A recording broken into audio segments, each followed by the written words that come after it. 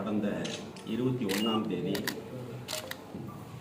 மண்மங்கலம் வட்டம் விஸ்வநாதபுரி கிராமத்தில் அணியாபுரம் என்கின்ற இடத்துல அமராவதி கரை ஓரத்தில் என்னுடைய தம்பி பெயரில் ஒரு 28 சென்ட் நிலம் இருக்குது. அது இப்போ விவசாயம் பண்ணுறதில்ல, அந்த சீமக்கர் வேலை முளைச்சிருக்குது. அதனுடைய சர்வே நம்பர் 534. அந்த இடத்துக்கு பக்கத்தில் 535 சர்வே நம்பரில் விஸ்வநாதபுரியை சேர்ந்தவங்க மாட்டு வண்டியில் இரவில் மணதள்ளி அங்கே கொட்டி லாரி ஏற்றிருக்கிறாங்க. இதை அது ஜூடிஷியேஷன் சம்மந்தப்பட்ட போலீஸ் ஸ்டேஷன், பரமத்தி போலீஸ் ஸ்டேஷனில் இருந்து போய் அந்த 7 யூனிட் மணலில் ஸ்டேஷனுக்கு கொண்டு போயிட்டாங்க. அங்கிருந்து 2 மாட்டு வண்டியை சீஸ் பண்ணி எடுத்துகிட்டு போயிட்டாங்க. ஆனால் அதுக்கப்புறம் அந்த செய்தியை எப்படி மாற்றுறாங்கன்னா, 535 சர்வே நம்பரில் தான் மணல் இருந்தது. அது அமைச்சருடைய தம்பி மணல் கடத்தலில் ஈடுபடுறாருன்னு சொல்லி ஒரு பொய்யான செய்தியை திமுகவுடைய ஐடி சமூக வலைதளங்களில் நான் ஒரு வாரமாக போட்டாங்க. நான் போய் பார்த்தேன், அது 535. ஆனால் அன்னைக்கே சர்வேயரும் கிராம நிர்வாக அலுவலர் டிஓவும் போய் இடத்த பார்த்துட்டு அந்த மணல் இருந்த இடம் 535 தான் சொல்லி அவர் பெட்டிஷன் கொடுக்குறாரு போலீஸ் ஸ்டேஷனில். ஆனால் இந்த காவல்துறை அந்த பெட்டிஷன் வாங்கி ஓரமாக வச்சுட்டு அங்கே இருக்கக்கூடிய ஒரு எஸ்ஐ கிட்ட பெட்டிஷன் வாங்கி எஃப்ஐஆர் போடுறாங்க. 21ஆம் தேதி எஃப்ஐஆரில் 4 பேர்த்த காட்டுறாங்க. அதுவும் அதிமுக காரங்கள தான். சக்திவேலு, பிரபு, கோபால், இன்னொரு பையன் பேர், 4 பேர்த்து பேரை போட்டு நில உரிமையாளர் அப்படின்னு மட்டும் போட்டு வச்சுக்கிட்டு போலீஸ் என் தம்பியை தேடுது. அமைச்சருடைய தம்பி மணல் குவாரி எப்படிங்க 7 யூனிட் மண் இருந்தது, எடுத்துகிட்டு போயிட்டாங்க. 2 மாட்டு வண்டி இருந்தது, ரெக்கவர் பண்ணிட்டு போயிட்டாங்க, சீஸ் பண்ணிட்டாங்க. இது ஒரு வாரமாக செய்தி போடுது. இதுக்கப்புறம் பார்த்துட்டு நானே நேரில் போய் பார்த்து ஃபோட்டோலாம் எடுத்துகிட்டு வந்தேன். இப்போ சாஃப்ட்வேரில் இருக்குது, இப்போ வெப்சைட்லேயே வருது. எந்த இடத்துல இருந்து அந்த வெப்சைட்டை டவுன்லோட் பண்ணி போட்டோம்னா எந்த சர்வே நம்பர்னே வருது. இவ்வளோ டெக்னாலஜி இருக்கிற காலத்தில் இந்த ஆட்சியில், இந்த விடியா திமுக ஆட்சியில் போலீஸ், காவல்துறை, திமுககாரன் என்ன சொல்கிறானோ அப்படியே கேட்டு 534 தம்பியோட பேரை சேர்த்துறதுக்காக வெறும் நில உரிமையாளர்னு போட்டு வச்சுக்கிட்டு ஒரு வாரமாக போச்சு. திருப்பி நான் மதுரை ஹைகோர்ட்டில் கேஸ் ஃபைல் பண்ணேன். இவங்க எஃப்ஐஆரை 24 மணி நேரத்தில் கோர்ட்டில் கொடுக்கணுங்கிறது சட்டம். இந்த அரசாங்கம் தான் சட்டத்தையெல்லாம் ஃபாலோ பண்ணுறது இல்லையா? 8 நாளைக்கு அப்புறம் போய் கேட்டால் அங்கே எஃப்ஐஆர் இல்லை. அதை கொண்டு கோர்ட்டில் போட்டதுக்கப்புறம் ஒரு ரிப்போர்ட் ஃபைல் பண்ணுறாங்க. என்னென்ன 535 தான் மண் இருந்தது, அந்த இடத்துக்கும் அவங்களுக்கு சம்மந்தம் இல்லை, அந்த இடம் வேறவங்க பேரில் இருக்குது, அவங்களுக்கு டிஸ்டர்ப் பண்ணல அப்படின்னு சொல்லி ரிப்போர்ட் ஃபைல் பண்ணுறாங்க. மதுரை உயர்நீதிமன்றத்தில் நீதிபதி அதை அஃபிடவிட்டாக போடுங்கன்னு சொல்லி கேஸை 10ஆம் தேதி தள்ளி போட்டிருக்காங்க. இந்த மாதிரி பொய்யான கேஸை, பொய்யான செய்திகளை போட்டு பேரை கெடுக்கணுங்கிறதுக்காக இந்த மாதிரி வேலை பண்ணுறாங்க. நான் ஒரு 5 நாளைக்கு முன்னாடி ஒரு லாரியை பிடிச்சேன். லாரி பகல்லே அள்ளிட்டு போகுது மணல். அந்த லாரியை பிடிச்சதுங்கிறதுக்காக பண்ணுற வேலை இந்த வேலை. இது மட்டும் இல்லை, தினந்தோறும் காவேரி படுகையில் சுமார் 200 லாரி அள்ளி ஒரு யூனிட் மணல் 10,000 ரூபாய்க்கு விற்கிறாங்க. ஒரு நாளைக்கு 1 கோடி ரூபாய்க்கான மணல் ஆறு கொள்ளையடிக்கப்படுது. ஆற்றுக்குள்ள அள்ள முடியல, ஆற்றுல அல்லல, ஆற்றை விட்டு கரையில். இப்போ ஆற்றுக்குள்ள தண்ணி வந்தனால இப்போ அள்ள முடியல. கிட்டாச்சி வண்டி 220 வண்டியை கொண்டு போய் இறக்கி அல்றாங்க. அதுக்கு காவல்துறை தான் பாதுகாப்பு கொடுக்குது, ஸ்கெட்ச் போர்டு கொடுக்குது, ரெவன்யூ டிபார்ட்மெண்ட்டு, பிடபிள்யூ டிபார்ட்மெண்ட்டு, அதில் வரக்கூடிய வனத்துறை இருக்குது. வனத்துறை, அந்த எல்லா டிபார்ட்மெண்ட்டும் சேர்ந்து இந்த கூட்டுக்குள்ள நடந்துகிட்டு இருக்குது. அறிவிக்கப்படாத மணல் மாஃபியாக்களுடைய மணல் குவாரி நடந்துகிட்டு இருக்குது கரூர்ல. அதை விட்டுட்டு சம்பந்தம் இல்லாம என் பேரை கெடுக்கணும், கெட்ட பேர் பண்ணணுங்கிறதுக்காக இந்த மாவட்டத்தில் இருக்கக்கூடிய திமுகவுடைய முக்கிய நபர்கள்லாம் சேர்ந்து இந்த செய்தியை பரப்புறாங்க. முந்தா நாள் கோர்ட்டில் வந்தது. தம்பி வந்தால் 10 நாள் தலைமறைவாக இருக்க வேண்டிய ஒரு சூழ்நிலை. தோட்டத்துக்கு போகிறான், வீட்டுக்கு வர்றான், கடைக்கு ஆஃபீஸுக்கு வர்றான், அப்படியே மப்டியில் போலீஸ் சுற்றிக்கிட்டே இருக்குது. பிடிச்சி இதை நியூஸ் பெருசு பண்ணுறதுக்காக இந்த வேலை இது நடந்துக்கிட்டு இருக்குது. இதெல்லாம் விட்டு மணல் ஒரு நாளைக்கு வாங்க, என்னைக்குன்னு சொன்னால் நான் வர தயார். காவேரி கரையில் படுகையில் ஃபோட்டோ எடுத்து இங்கே தகவலை போடுங்க. அண்ணன் எங்களுடைய பொதுச் செயலாளர் எடப்பாடியார் சொல்கிற மாதிரி பத்திரிகையெல்லாம் வாய மூடி மௌனமாக இருக்கிறாங்க. இதை இதை இதை இந்த மணல் குவாரியெல்லாம் விட்டடிச்சுட்டு ஒரு பொய் செய்தி பரப்புறாங்க. இதுக்காகத்தான் இந்த வேலை. இன்னைக்கு இந்த ஊர் இருக்கக்கூடிய சட்டமன்ற உறுப்பினர் எம்எல்ஏ எலெக்ஷன் அன்னைக்கு சொன்னார், 11க்கு ஸ்டாலின் முதலமைச்சராக பதவியேற்றுக் கொள்வார். நீங்கள் 11:05க்கு மாட்டு வண்டி கட்டிக்கிட்டு ஆற்றுக்கு போங்க, ஒரு பயிலும் கேட்க மாட்டான், ஒருமையில் அந்த கேட்டால் அந்த அதிகாரி அங்கே இருக்க மாட்டான் அப்படின்னு பேசினார். 4.25 வருஷம் போயிடுச்சு. இப்போ மாட்டு வண்டிக்காரன் பூரா மாட்டை விற்றுவிட்டு வண்டியெல்லாம் எடைக்கு போட்டான். ஆனால் நான் அமைச்சராக இருந்த பொழுது கடைசி நேரத்தில் ஷியா கமிட்டியில் ஆர்டர் வாங்கி கொடுத்தேன். இந்த ஆர்டர் இருக்குது தர்றேன். மாட்டு வண்டி மட்டும் 105 ரூபா செலுத்திட்டு மாட்டு வண்டியில் மணல் அள்ளிக்கலாம் அப்படின்னு சொல்லி ஒரு ஆர்டர் வாங்கி கொடுத்தேன். இந்த ஆட்சி விடியா திமுக அரசு ஆட்சிக்கு வந்த உடனே அதை கொண்டு போய் அதில் திருத்தம் பண்ணி ஒரு டிப்பை ஒரு மினி பொக்லின் வச்சு மணல் அள்ளலாம் சொல்லி ஒரு வாங்கிட்டு வந்துட்டு, உங்களுக்கே தெரியும் ஒரு நாளைக்கு 1500 லாரி அடிச்சு 6 மாதம். அதுக்கப்புறம் ஈடி வந்தது, அது நின்று போச்சு. 4.25 வருஷம் மாட்டு வண்டி தொழிலாளர்களுடைய வாழ்வாதாரம் பாதிச்சுது. உள்ளூர் தேவைக்கு மணல் கிடைக்கல.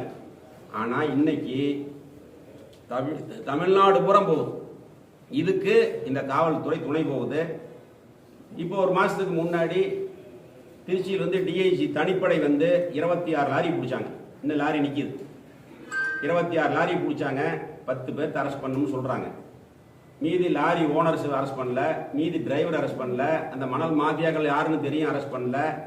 அந்த கேஸில் இருக்கிற ஒருத்தர் ஒரு வாரத்துக்கு முன்னாடி அமைச்சருடைய புரோகிராமில் அமைச்சரோடவே நிற்கிறார். அவங்களெல்லாம் அரெஸ்ட் பண்ணுறதுக்கு வக்கு இல்லாத அந்த காவல்துறை பொய் வழக்கு போடுறதுலேயே குறியா இருக்கிறாங்க. இது கரூர் ரெகுலர் நடந்துக்கிட்டே இருக்கு. அது மட்டும் இல்லை, இந்த சென்னையில் நடந்தது. சென்னையில்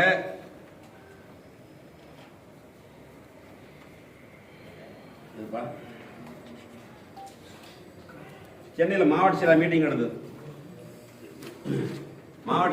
நடந்தது. சென்னையில் 21 மாவட்டம் தான் இருந்தோம். 21 மாவட்ட செயலாளர் மீட்டிங்கு.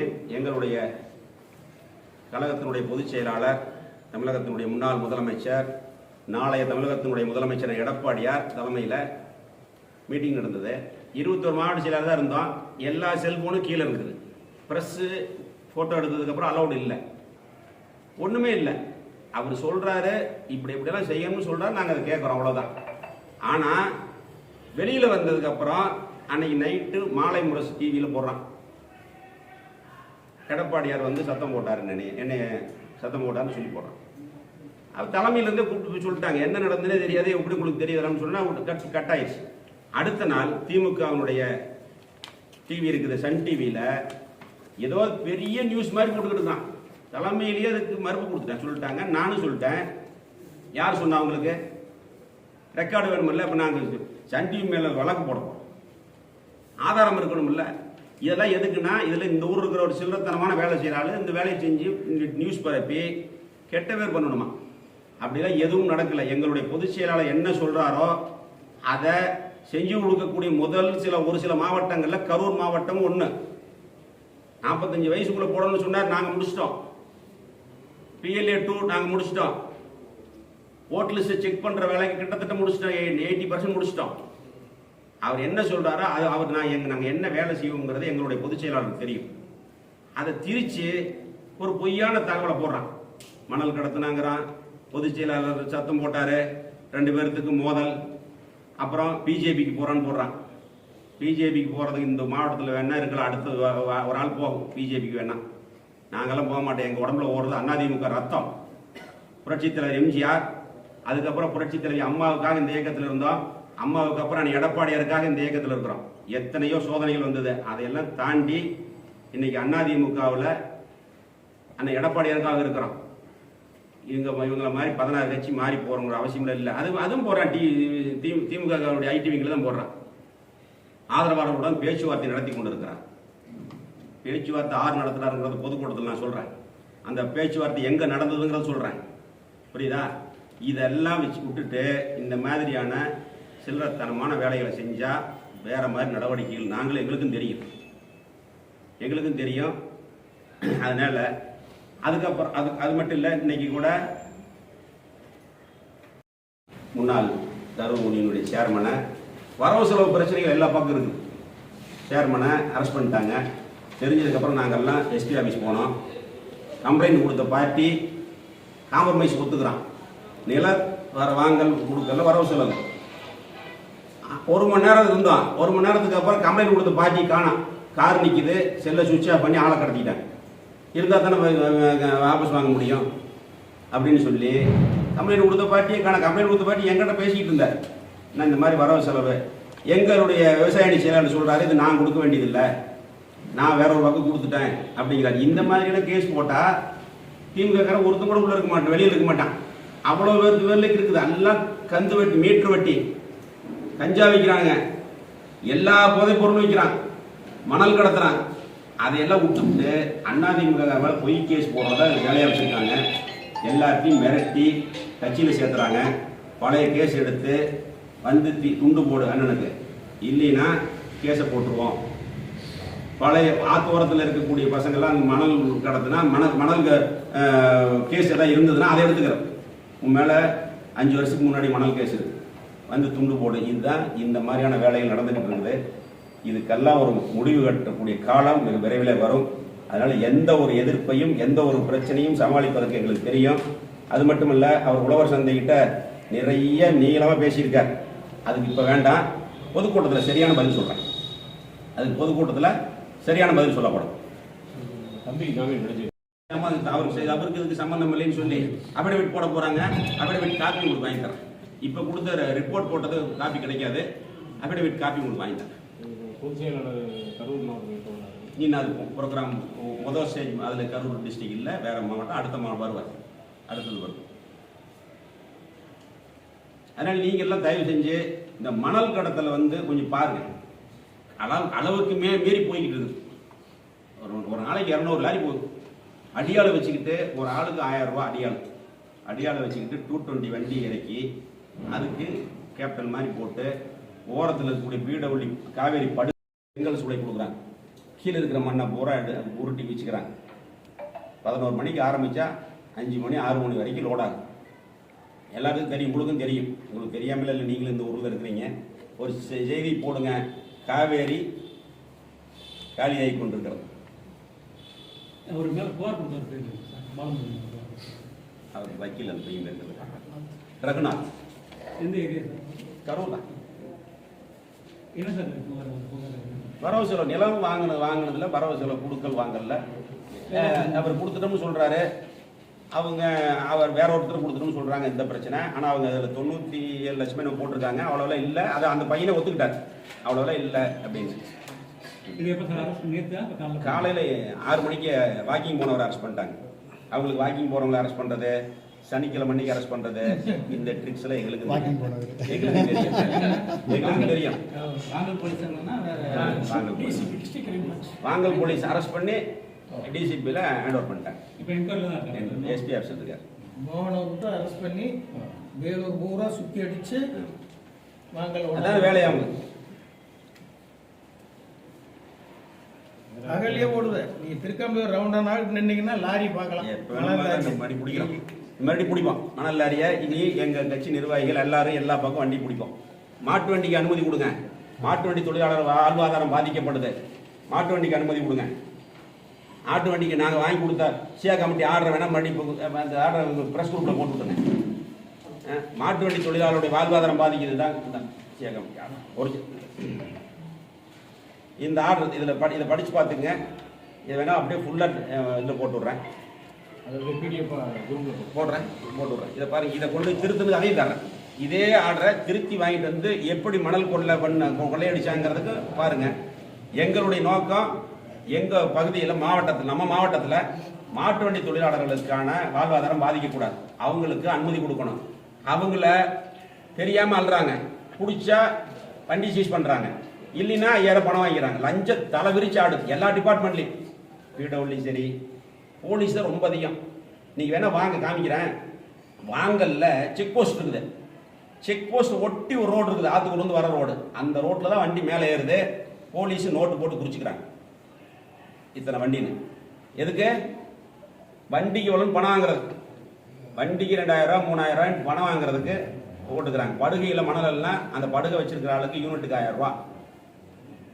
சரிங்களா? அதை கேப்டன் மாதிரி இருந்து பண்ணி கொடுத்தா அவங்களுக்கு 2000 ரூபா. ஒரு யூனிட் மண் 10,000 ரூபாய்க்கு விற்கிது. ஒரு நாளைக்கு மினிமமா 100 இருந்து 200 லாரி மண் போகுது, மணல்.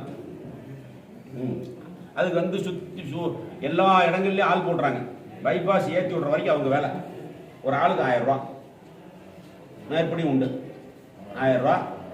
ரோட்ல புதுசா யாராவது போனாங்கன்னா குறுக்காட்டி கேட்கறாங்க, நீ எங்க போற என்னன்னு. அந்த மாதிரியான ஒரு அராஜகம் மணல் கொள்ள நடந்துகிட்டு இருக்குது.